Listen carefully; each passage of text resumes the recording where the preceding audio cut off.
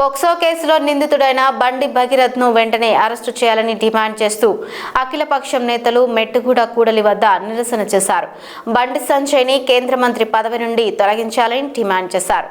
ఈ సందర్భంగా సిపిఐ సికింద్రాబాద్ కార్యదర్శి కాంపల్లి శ్రీనివాస్ మాట్లాడుతూ మైనర్ అమ్మాయిపై అఘాయిత్యానికి పాల్పడిన భగీరథ్ కేంద్ర మంత్రి కొడుకు కావడంతో అరెస్టు చేయడం లేదా అని ప్రశ్నించారు. సామాన్యులకు ఒక చట్టం, పెద్దోళ్లకు ఒక చట్టం ఉందా అని ప్రజలు అనుమానం వ్యక్తం చేస్తున్నారు. ఇప్పటికైనా ప్రభుత్వం చట్ట ప్రకారం చర్యలు తీసుకోవాలని, లేని ఎడల అఖిలపక్షం ఆధ్వర్యంలో రాష్ట్ర వ్యాప్తంగా ఉద్యమం చేపడతామని హెచ్చరించారు. తన తండ్రి కేంద్ర మంత్రి పదవి అడ్డం పెట్టుకొని బండి సంజయ్ కొడుకు రేపిస్టు బండి భగీరథ మైనర్ బాలికలను ట్రాప్ చేసి అనేక మార్లు అత్యాచారం చేయడం జరిగింది.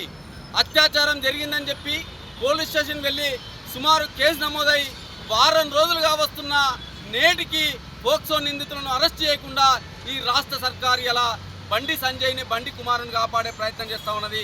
ఇవాళ సికింద్రాబాద్ నియోజకవర్గంలోని అన్ని రాజకీయ పార్టీలు ముక్తగండితో డిమాండ్ చేస్తూ ఉన్నాం. పోక్సో నిందితులైన బండి భగీరథను తక్షణమే అరెస్ట్ చేసి రిమాండ్ చేయాలని మేము డిమాండ్ చేస్తూ ఉన్నాం. అదేవిధంగా మైనర్ బాలికకు న్యాయం చేయాలి, వారి కుటుంబానికి ఈ రాష్ట్ర ప్రభుత్వం రక్షణ కల్పించాలని మేము కోరుతా ఉన్నాం. సికింద్రాబాద్ బీఎస్పీ అధ్యక్షుడిని.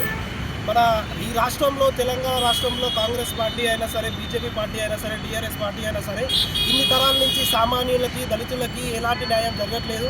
ఇప్పుడు ఈ బండి సంజయ్ కొడుకు ఇంత అక్రమం చేస్తుంటే పోక్సో కేసు ఏదో కనీసం అరెస్ట్ చేయకుండా నిందితుడు ఎక్కడున్నాడు తప్పించుకున్నాడు నిర్లక్ష్యంగా మాటలు ఈ పోలీసు వాళ్ళు మాట్లాడడం చాలా బాధాకర విషయం.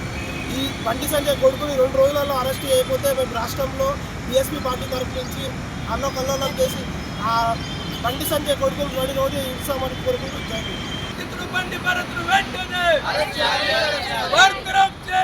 బండి సంజయ్ వెంటనే